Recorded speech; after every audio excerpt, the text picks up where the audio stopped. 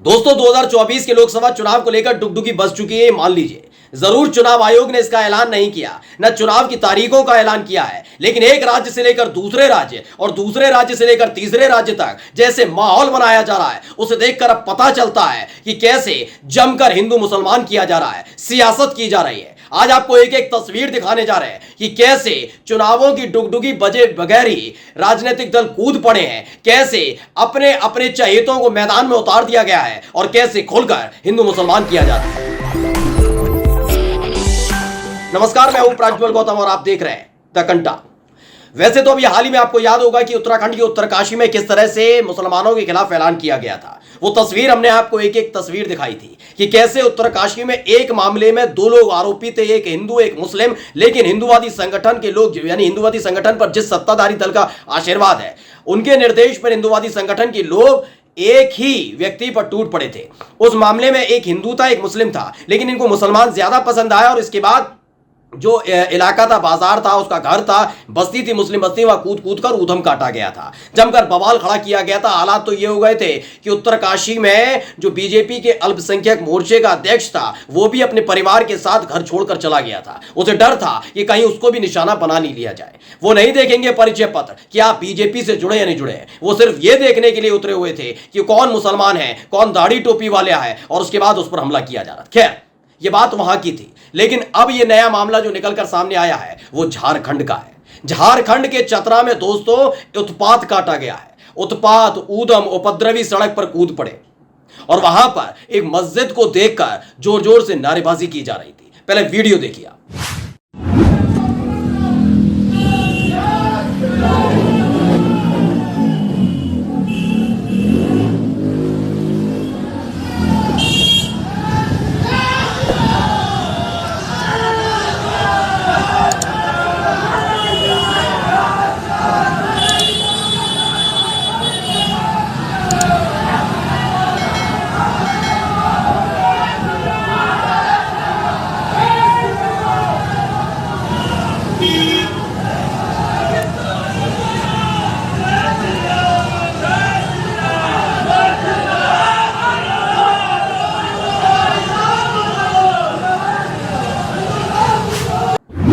तो वीडियो देखा आपने।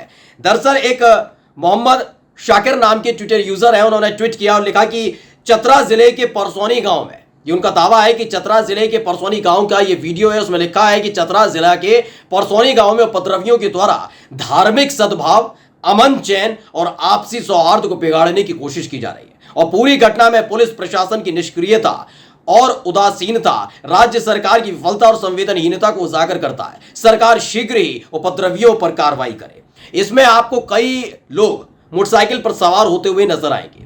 वो बैठे हुए हैं, लेकिन उनकी नजर अचानक से वहीं सड़क पर मौजूद एक मस्जिद पर पड़ जाती है।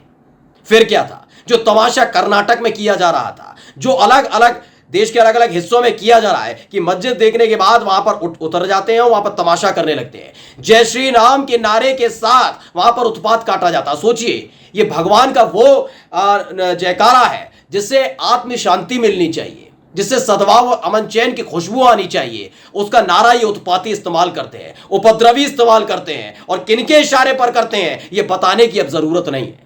खैर, ये वहां पहुंचते हैं, मोटरसाइकिल का पहले कुछ लोग निकलते हैं, वो जय श्री राम के नारे लगाते हैं और चीख चीख कर, और खास तौर पर आप तस्वीर देखेंगे, वीडियो देखेंगे तो आपको नजर आएगा कैसे वो सीधे टारगेट कर रहे थे मस्जिद को। आप देखिए।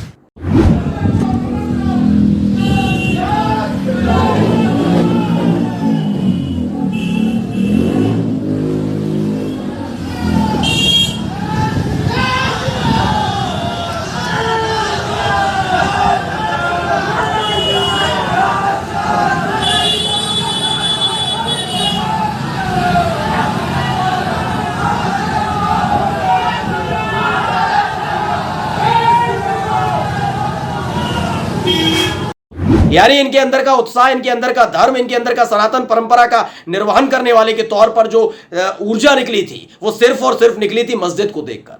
उससे पहले ये क्या करने निकले थे ये सब जानते हैं।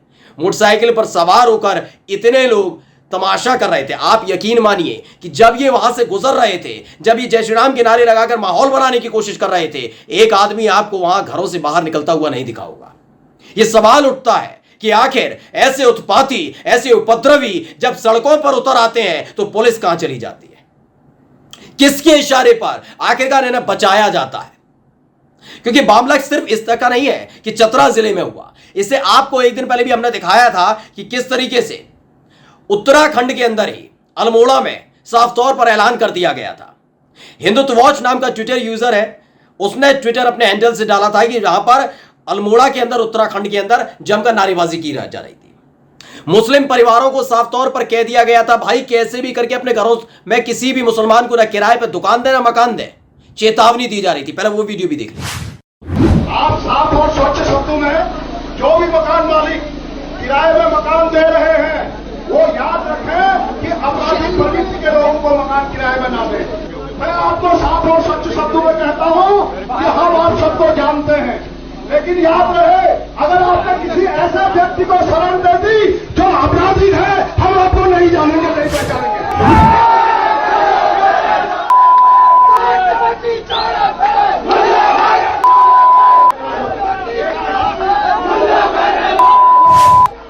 तो सुना, इसमें लगातार जो बीप आप सुन रहे हैं ना, ये गालियां दी जा रही हैं, मुसलमानों के बारे में शब्द का इस्तेमाल किया जा रहा है।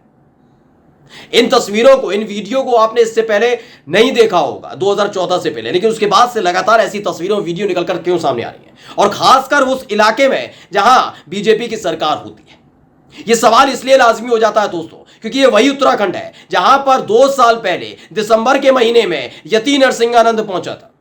उस आदमी ने खुलेआम डंके की चोट पर ऐलान कर दिया था मुसलमानों के खिलाफ। लेकिन जब ये पूरे मामले बवाल के तौर पर सामने आया तो सरकार और सरकार के आदेश पर कार्रवाई करने वाली पुलिस पहचान नहीं पा रही थी, शिनाख्त नहीं कर पा रही, कह नहीं पा रही थी कौन है यति नरसिंहानंद, हम तो जानते ही नहीं है। उसके बाद एक वीडियो भी आया था जिसमें एक दरोगा यति नरसिंहानंद के साथ अटखेलियां करता हुआ दिख रहा था। सवाल यह है कि जहां जहां बीजेपी की सरकार है वहां वहां ऐसे उत्पातियों को किस बात की कोई परमिशन दी जाती है क्या? इसलिए कि वहां अमूमन आपको यह देखने को मिलेगा।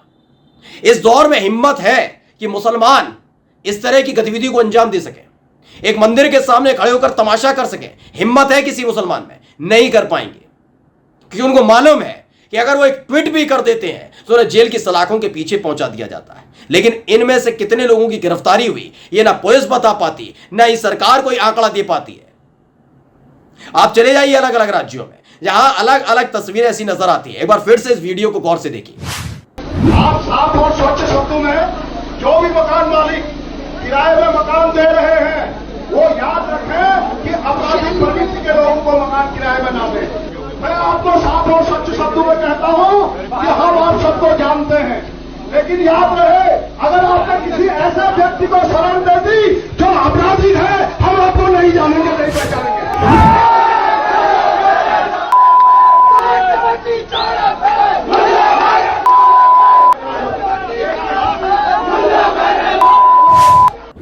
तो फिर से लौटकर आते हैं अब चतरा जिले में, इसलिए क्योंकि अभी हम आपको बता दें कि झारखंड में झारखंड मुक्ति मोर्चा की सरकार है। हेमंत सोरेन वहां के मुख्यमंत्री हैं जिनका बीजेपी के साथ 36 का आंकड़ा है।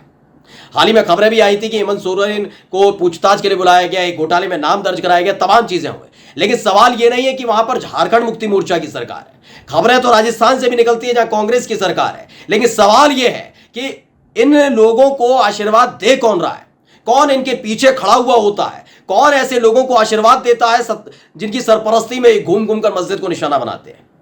पहले इन्हें अजान से दिक्कत होती थी, फिर इन्हें लाउड स्पीकर से दिक्कत थी, सड़क पर पढ़ने नहीं देंगे, फिर कहते थे मस्जिद में पढ़िए, तो मस्जिद में पढ़ने गए तो मस्जिदों से दिक्कत होने लगी, खुलेआम धमकी दी जाने लगी कि भाई ये मस्जिद तो मंदिर हुआ करता था, यहां तो तोड़फोड़ होगी।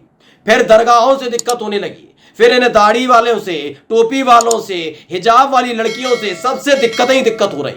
यानी इनके मुताबिक माना जाए तो मुसलमान इस देश की सबसे बड़ी मुसीबत है, सबसे बड़ी परेशानी है। लेकिन सवाल यह है कि क्या संविधान के तहत मिले अधिकारों को डंके की चोट पर सड़क पर खड़े होकर जो चुनौती दे रहे हैं, यूसीसी लाने का दावा करने वाले लोग इन लोगों पर लगाम कस पाएंगे? क्या बताएंगे कि एक देश एक कानून की वकालत करने वालों, बताओ इन पर देश का कानून लागू क्यों नहीं हो पाता? जहां एक मुसलमान अगर एक ट्वीट कर देता है तो उसे गिरफ्तार करके जेल में ठूंस दिया जाएगा, लेकिन इस सड़क पर खड़े होकर मस्जिद के सामने, मस्जिद के ऊपर चढ़कर तमाशा करें, इन पर कोई कार्रवाई नहीं होती। बात हिंदू मुसलमान की नहीं है, क्योंकि इस देश का ना मुसलमान ऐसा ना हिंदू ऐसा है, लेकिन मुट्ठी भर कुछ लोग हैं जो इस तरह का तमाशा करते हैं, जो कौम को बदनाम करने की कोशिश करते हैं। और सबसे बड़ी बुरी और गलत बात यह है कि हमारे इष्ट देव, हमारी सनातन परंपरा के सर्वोच्च व्यक्ति यानी कि भगवान श्री राम का नाम लेते हैं। यह आदेश, ये हिम्मत इन लोगों को किसने दी है?